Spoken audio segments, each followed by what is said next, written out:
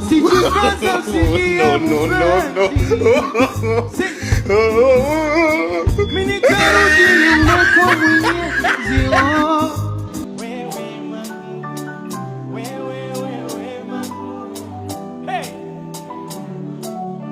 Matajiri chungeni. Mungusa kumanya nilipofika South Africa. Ya juu ya thamani tena yanayohitajika majani. Mungusa kumanya nilipofika South Africa. Ya juu ya thamani tena yanayohitajika majani. Toujours l'amour est banaka ne fengo pas bisous pas calme. Quand je t'aime tout le temps. Mawele kawapi baby nanga sa pression. Susi le kawapi sheli nanga zanye. Tonga nyoso babera kanga shente. Balu baba tikago nga kolebete. Balu baba tikago nga kolebete. Pasi nyama za kido. Nyama za kipenzi usilie. Nyama za kidogo. Nyama za kipenzi. Morning ya moninga azalewa. Ali billionaire wa malavio. Ila we kwa vile itaishi na wewe. Mimi love oh na kiniacha we sherie tabaki na nani mintalia sana. Naam, kumekuwa na mjadala mkubwa sana unaomhusisha Alikiba pamoja na Diamond Platinum.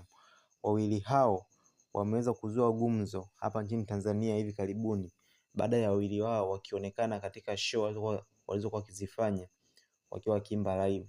So huu mjadala umezuka pale ambapo Diamond Platinum alipokuwa Mwanza akifanya show yake na kuweza kuimba live nyimbo ya Inama ambayo ameweza kumshirikisha Fally Ipupa, na watu wengi kuja sana kucomment kwamba kusema kwamba Diamond hajui kuimba live. Pia watu wakafananisha na show ya Alikiba ambayo ameweza kuifanya tena hivi karibuni kwenye Miss Tanzania, ambapo aliweza kuimba nyimbo ya Finali ambao kashirikiana na BN pamoja na nyimbo ya Makimuga ambao aliweza kuziperform live. So watu mtandaoni wakaja kuzicompare hizo live, wakachukua live ya Diamond ya Mwanza na live ya Alikiba aliyofanya kwenye Miss Road, na zote zimeweza kufanyika ndani ya wiki moja, kama sio wiki moja, wiki mbili.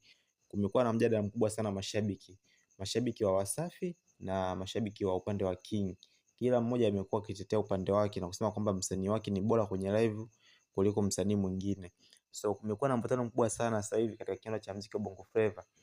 Je, ni yupi ni msanii bora wa live wa muda wote? Na watu wengi sana wamekuwa wakimpa chapuo Alikiba kutokana na uimbaji wake, jinsi anavyoimba studio na jinsi anavyoimba live imekuwa ikionekana vile vile, tofauti na kwa Diamond Platinum ambaye uimbaji wake wa live na uimbaji wake wa studio umekuwa ni tofauti kabisa. Japokuwa sometime pia anaingia anakuwa anaimba fresh live, ila sio kila nyimbo, ni baadhi ya nyimbo ambazo amekuwa akifanya hivyo. Lakini kwa Alikiba kila nyimbo zake zote ambazo anakuwa anachapa live ni anakuwa anaua sana. Maoni yako ni yapi? Hebu tuambie kwenye comment.